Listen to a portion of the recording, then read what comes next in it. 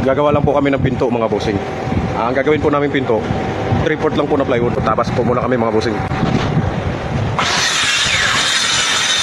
Sukat ng pinto namin 1 meter by 210.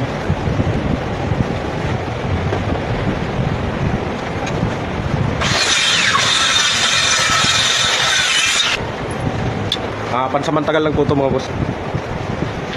45 ko lang po yung mga kantuhan nyo mga boss, para sabihin naman karpintero yung gumawa. Ito na po yung DIY natin na pinto mga boss. Iayos ko na lang, tapos puputulin ko na lang po yung corner mga boss.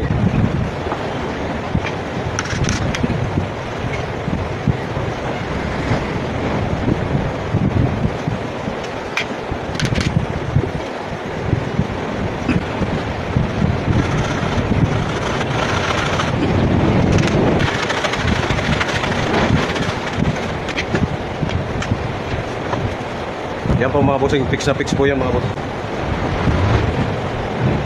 Kung ganyan lang po ang pagputol ng 45 mga boss, actual nyo na lang pag hindi nyo kagad makukuha.